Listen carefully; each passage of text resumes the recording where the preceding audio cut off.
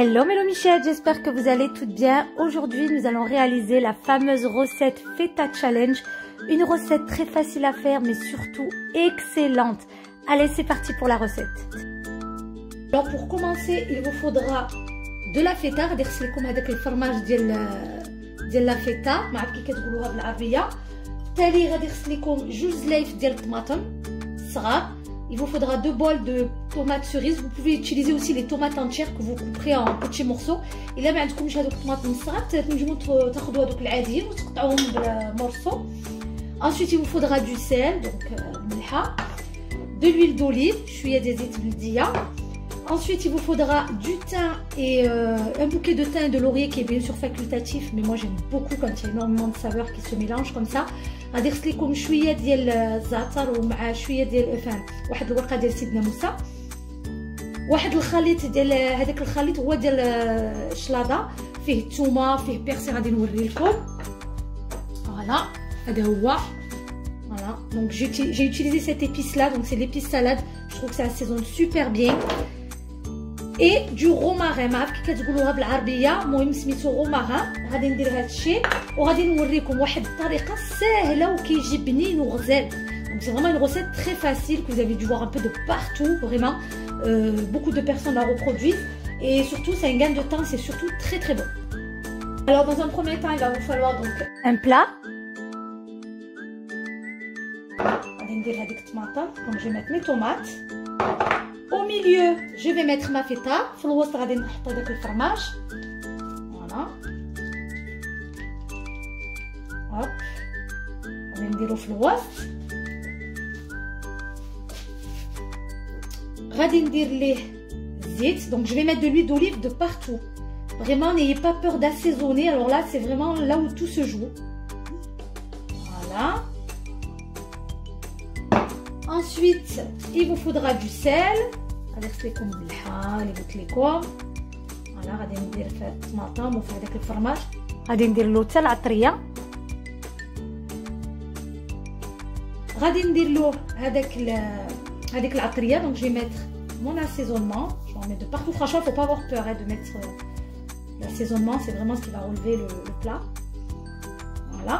Et je vais mettre mon fameux bouquet de laurier qui me suit de partout. Voilà, je vais le poser à l'intérieur de mon plat. Vraiment, comme je vous ai dit, c'est une recette mais vraiment simple. Donc voilà, vraiment, il n'y a rien de compliqué, hein, vraiment. Et là, je vais mettre tout ça au four. J'ai bien sûr préchauffé mon four à 180 degrés.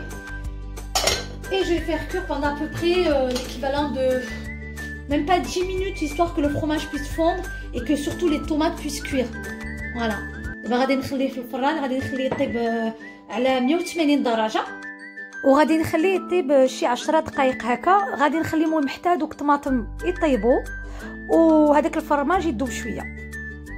En attendant que notre plat est au four, je vais venir préparer nos pâtes. Donc j'ai bien sûr fait bouillir de l'eau et j'ai mis dedans du sel et de l'huile d'olive. دابا راني سخنت الماء باش ندير فيه لي بات. نجمو ديرو حتى بالسباغيتي، المهم شوفوا نتوما عاوتاني على حسب الذوق ديالكم. Vous pouvez mettre des pâtes, des spaghettis ou bien du riz. Franchement, ça après c'est à vous de voir. Alors comme vous pouvez le voir, mes pâtes sont marrons, c'est parce que moi j'utilise souvent des pâtes complètes.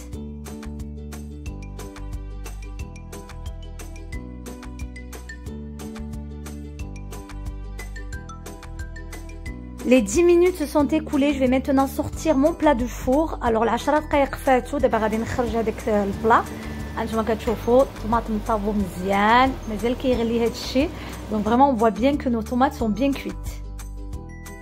À l'aide d'une cuillère en bois, je vais mélanger tout ça. دابا غادي نخلط كل شيء مع هذيك المعلقه ديال العود.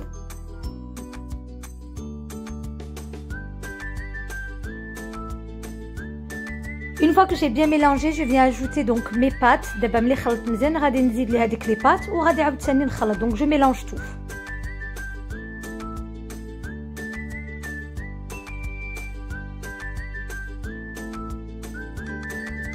ها حنا كملنا يا البنات. كنتمنى هذيك الوصفه عجبتكم. وما هذا هو التشالنج ديال التيك توك. ما تنساونيش في لي لايك وبارطاجيو وما تنساوش تاكتيفيو لا كلوش. كنخليكم بخير وعلى خير. Et voilà les filles, on a réalisé le challenge de TikTok. En tout cas, j'espère sincèrement que ma recette vous a plu. N'hésitez pas à vous abonner à ma chaîne YouTube et à la liker, ainsi qu'à me laisser des commentaires afin que je puisse vous répondre. Et sans oublier d'activer la cloche afin de recevoir toutes les notifications de mes nouvelles vidéos. Je vous dis à très vite pour de nouvelles recettes.